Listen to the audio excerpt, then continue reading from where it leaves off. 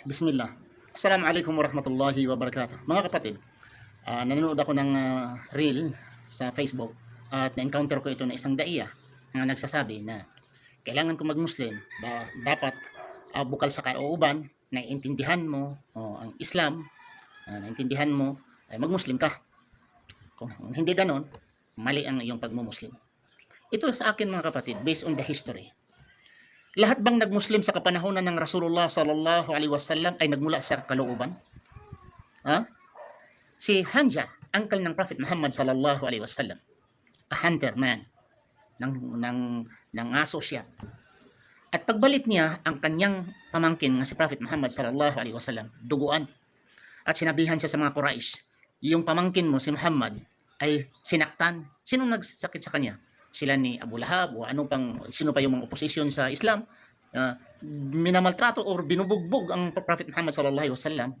Yung narinig ni Hamza, nilapitan niya yung mga tao nagsakit sa kanyang pamangkin, talagang sinaktan din niya at sumigaw siya na kung sino man ang aalma at magagalit sa Islam, sabihin ko sa inyo na ang relihiyon ng aking pamangkin na si Muhammad, sabihin ko sa inyo, asyhadu an la ilaha illallah wa asyhadu anna Muhammad Rasulullah.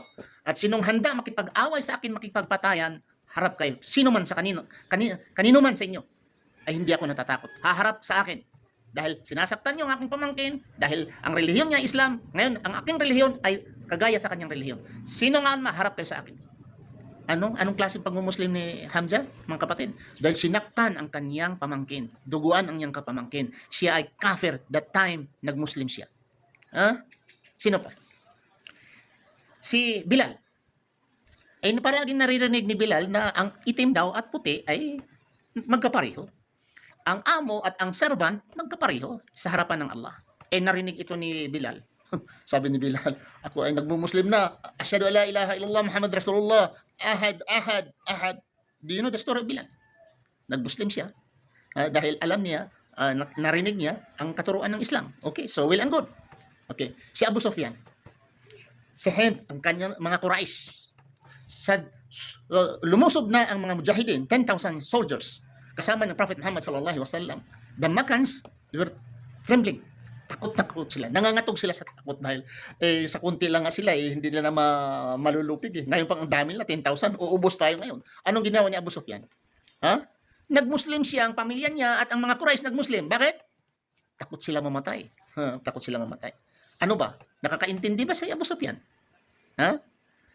Mga kapatid, marami pa. Mayroon pang, nalimutan ko isang pangalan, isang wrestler, malaking tao sa Makkah.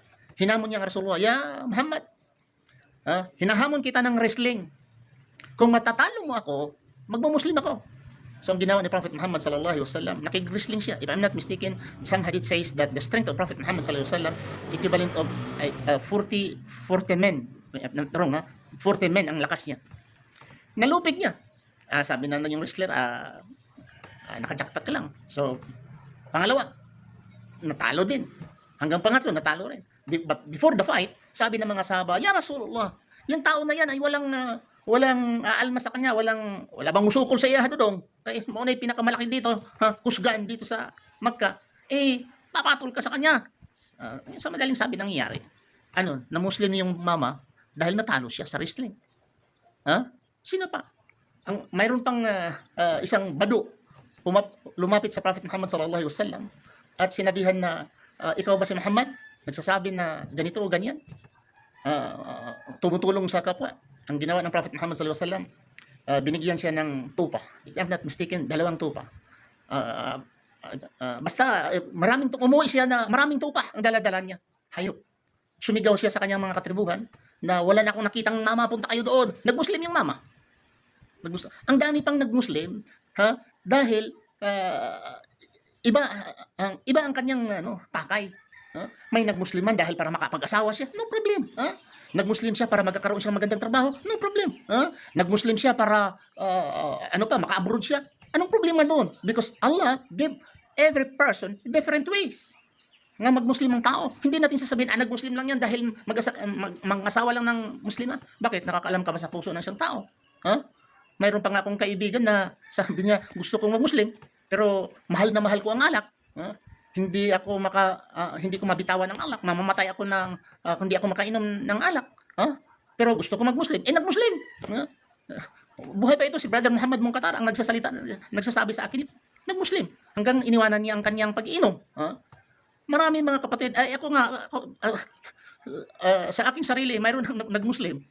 Nagtanong siya, ay bakit daw ang experience of myself. Okay. Si Mahmoud, ang asawa yun ni Mahmoud, ang babae. Sabi niya, marami na daw siyang tinatanungan, walang nakasagot. Bakit daw ang mga Muslim ay may bituin sa kanilang dulo sa kanilang simbahan, masjid? At naman ang mga Kristiyano ay cross. Ano ang rason? Pumasok sa isip ko. Wala naman akong nabasa, pero ginamit ko lang ito, common sense. Sabi ko, saan mo ba nakikita ang maraming cross? Sabi niya, sa lupa, sementeryo. Saan mo nakita ang mga bituin? Sabi niya, sa langit. Yan ang totoo. Dahil kami mga Muslim, punta kami sa langit. Kayo mga Kristiyano, yung cross, sa lupa lang kayo. Nag-Muslim dahil dyan. Hanggang ngayon, Muslim na siya. Alhamdulillah. So mga kapatid, hindi natin alam na ang puso ng tao ay iba-iba ho ang binigay ng Allah para siya mag-Muslim. So yun po ang aking masasabi. Kahit sa kapanahon ng Prophet Muhammad sallallahu alaihi wasallam, maraming tao na nag-Muslim, iba-iba ang rason na sila ay nagmo-Muslim. Pero tuluyan sila sa awa ng Allah, guided by Allah, sila ay namatay bilang Muslim. Gaya sa aking ama. Ang aking ama mismo, alhamdulillah, namatay siya na Muslim. Pumunta siya sa aking kapatid para maghiram ng pera. Papirmahin siya, kailan ba babayaran ng pera? Papapirmahin siya, kailan babayaran ng pera? Ama ko, pumunta sa aking kapatid. Pareho ang nanay, pareho ang tatay. Bumalik at sabi niya, anak, pumunta ako sa iyong kuya. Mag-utang sana akong pera, mayroon akong kailangan, ganito, ganyan. So, magkano? Sabi niya, 10,000. Hindi ko magkakamali, binubli ko pa nga, maybe almost 25 years ago or 30 years ago, mga kapatid. Hanggang nakapira ako, nakaipon ako ng pera, binigay ko sa kanya, pinadala ko. Anong nangyari? Wala pang cellphone noon eh. Nagpadala siya ng sulat, anak, paano ba mag-Muslim? Nag-Muslim siya dahil sa tulong. Dahil sa tulong. Alhamdulillah, namatay siya ng isang Muslim. So, mga kapatid, huwag tayong mag-judge sa tao na nag-Muslim lang din para makaasawa. Nag-Muslim yan para makatrabaho. Nag-Muslim lang yan dahil sa kanyang profession. Huwag nating i-judge ang tao dahil hindi natin alam ang puso sa tao at hindi natin alam ang guidance ng Allah sa bawat tao. Yun lang po ang aking masasabi. Correct me if I'm wrong, mga kapatid. Subhanakallah, Allahumma bihamdika, asyhadu an la ilaha illa anta, astaghfiruka wa atubu ilayk. Assalamu alaikum warahmatullahi wabarakatuh.